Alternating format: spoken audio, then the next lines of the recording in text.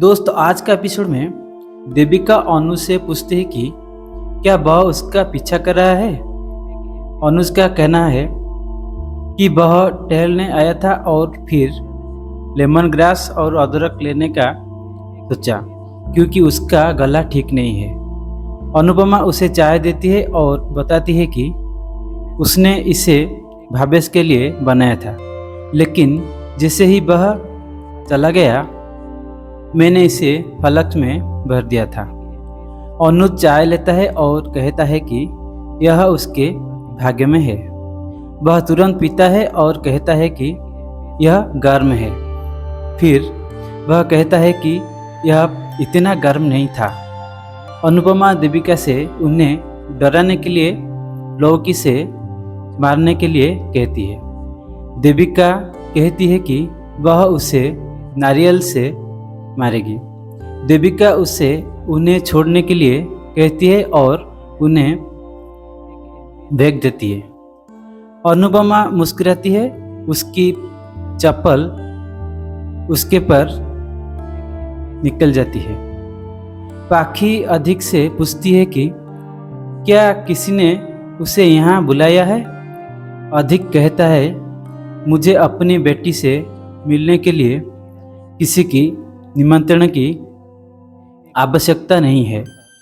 पाखी उसे बाहर जाने के लिए कहती है और ईशानी को ले जाने की कोशिश करती है। वह फिर खुद गिर जाती है और बनराज उसे पकड़ लेता है। पाखी उस पर उसे गिराने की आरोप लगाती है। अधिक कहता है कि उसे उसकी तरह गिरने की जरूरत नहीं है। बनराज उसे गुस्से से दिखाती है। अधिक कहता है कि जिस तरह वह सुरक्षात्मक है उस तरह वह अपनी बेटी की लेकर भी सुरक्षात्मक है। वह कहता है कि वह अपनी बेटी को यहाँ से ले जाने आया है क्योंकि वह यहाँ सुरक्षित नहीं है। वह कहता है कि हर कोई जानता है कि आप इतनी अच्छी है, इसलिए बेहतर है कि वह अपनी पापा के साथ रहे। पाखी बताती है कि यह बाबूजी की गलती थी ना कि उसकी। अधिक कहता है कि यह बाबूजी की गलती नहीं थी। देविका, अनुपमा और अनुज वहां आते हैं और चौंक जाती हैं। वे देखती है कि बनराज ने अधिक का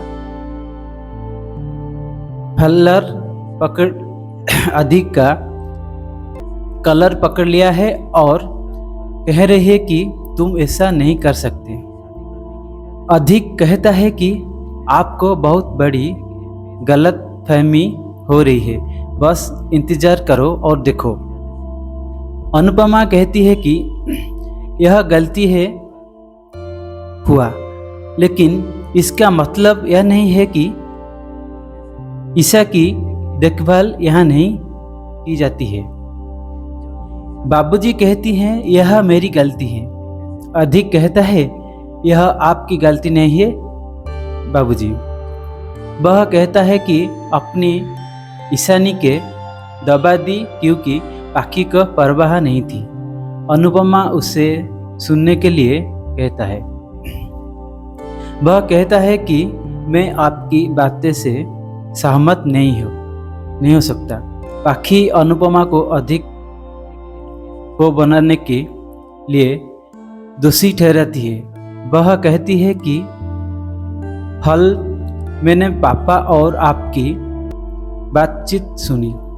अनुपमा कहती है कि सबसे पहले मैंने उसे नहीं बताया और दूसरी बात जब उसे पता चलेगा तो अच्छा है। पाखी कहती है कि वह उससे इतनी नफरत करेगी कि वह उसे बसत नहीं कर पाएगी। अधिक कहता है कि मुझे लगा कि तुम असफल पत्नी हो, लेकिन तुम सबसे असफल माँ और बेटी हो और खिताब जीत चुकी हो। वह कहता है कि तुम अकेली हो जो माँ और बेटी दोनों के प्रति वफादार नहीं हो सकती और कहता है कि मैं यह सुनिश्चित करूँगा कि ईशानी 1% भी तुम्हारी तरह ना बने और तुम्हें अपनी साथ नहीं रहने देगी। वह कहता है कि मम्मी ने मुझे नहीं बताया, लेकिन मेरे दोस्त ने बताया कि अस्पताल में कौन डॉक्टर है। किंजल बच्चों को अंदर जाने के लिए कहती है। तोसु पाखी के सामने आता है और अधिक से बहस करता है। अधिक पूछता है कि अगर किंजल उससे परी से मिलने नहीं हो देगी तो तुम्हें कैसा लगेगा। तोसु पूछता है कि अगर कोई तुम्हारी बहन के साथ दुर्व्यवहार करे तो तुम्हें कैसा लगेगा। अधिक कहता है कि बहन का नाम मत लो, वे लड़ने वाले हैं। अनुज अधिक को रोकने की कोशिश करता है। परी, अंश, यीशु और माही अपने माता पिता के बारे में बताते हुए रोते हैं।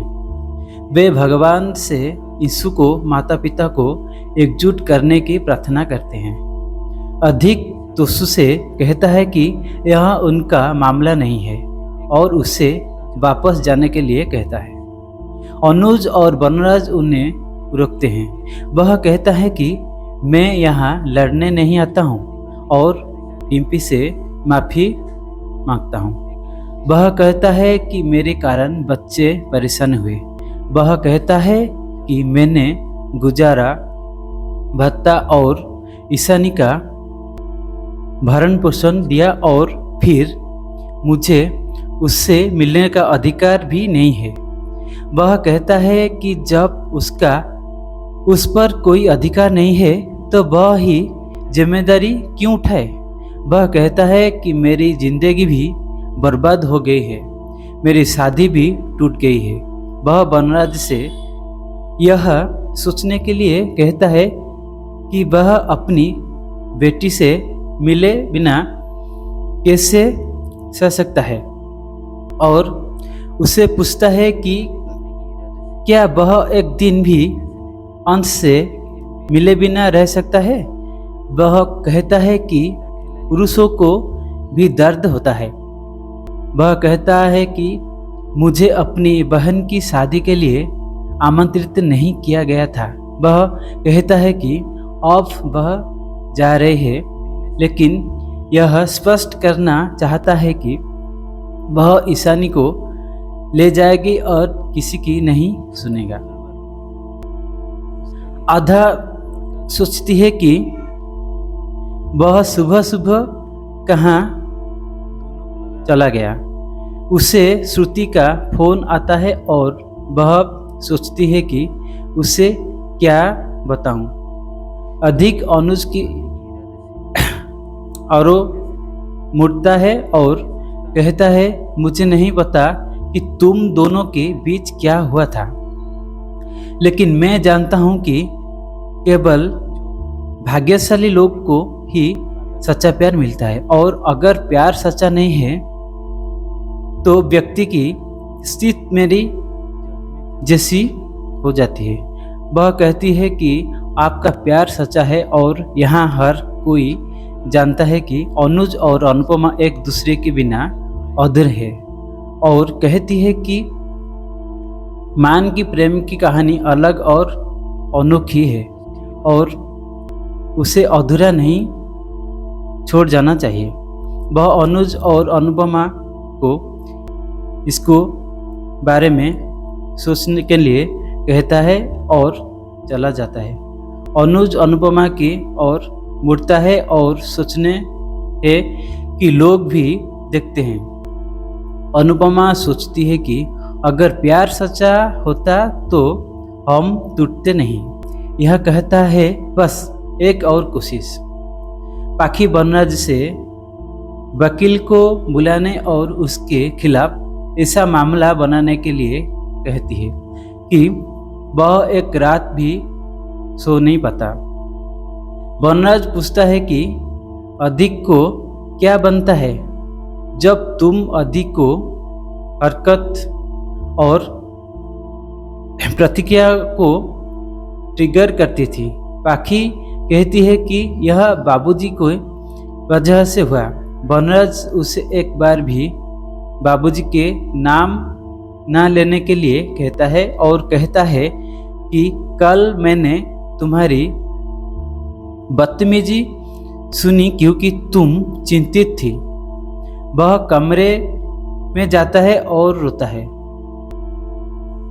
माही वहां आती है और उसे स्वागत देती है और उससे बुरी नज़र हटाती है। उसके दिल को छूती है और उसे भावुक कर देती है। आधा अनुज को फोन करती है और पूछती है कि वह कहाँ है। अनुज कहता है कि वह लेमन ग्रास लेने के लिए बाजार गया था और वहाँ उसकी मुलाकात देविका और अनुपमा से हुई। वहाँ बहुत सारा सामान था, इसलिए उसने उन्हें घर छोड़ने का सोचा। आधा कहती है कि तुम अनुपमा से अक्सर कैसे मिलते हो। अनुज कहता है कि यह नियति के कारण है। वह उसे तैयार होने के लिए कहता है और कहता है कि वह उसे लेने आ रहे हैं। आधा सोचती है कि अगर श्रुति आ जाती है तो ऐसा नहीं होता और उसे फोन करती है, लेकिन वह उसका फोन नहीं उठाती। अनुज रसोई में सामान रखता है।